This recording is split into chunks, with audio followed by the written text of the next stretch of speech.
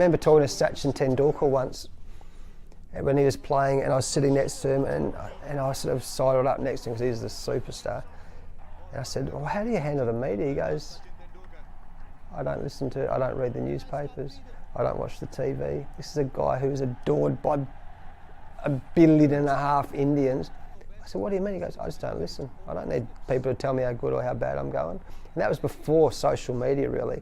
So I thought, if Sachin Tendulkar can do it, I'm going to have a crack. And it was honestly, it was so liberating.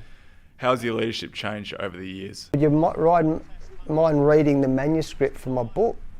And I'll never forget, I was sitting in my bed and I started reading this manuscript, and he's talking about his mental health issues.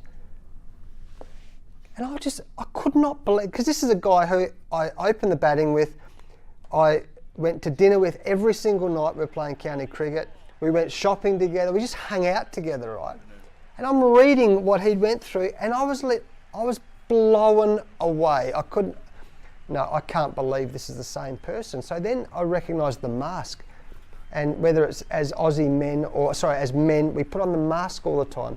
But then even more fascinating, I read the manuscript, couldn't believe it, and then in our last year, we had to go to India together.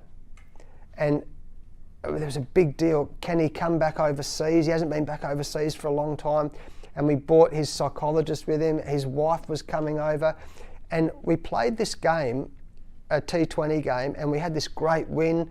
And we're all celebrating and everyone's happy. And then we flew the next morning to, I think, Bangalore. And we're all having lunch together when we arrived at the hotel. And I saw her in the corner of my eyes, and Marcus had grabbed his wife by the hand and sort of stormed off out of the restaurant. And I went to our coach and our assistant coach, who was his best friend. I said, something's just happened. They, what do you mean? What? I said, I don't know. I don't know what's happened, but something's just happened. You better go and check. And it was like so confronting. His book was great, and I watched this complete deterioration of this strong athlete, and I saw it firsthand. And it was almost like he couldn't stop crying for 24 hours until he got off the flight. And then he got back to England, and then it was okay again.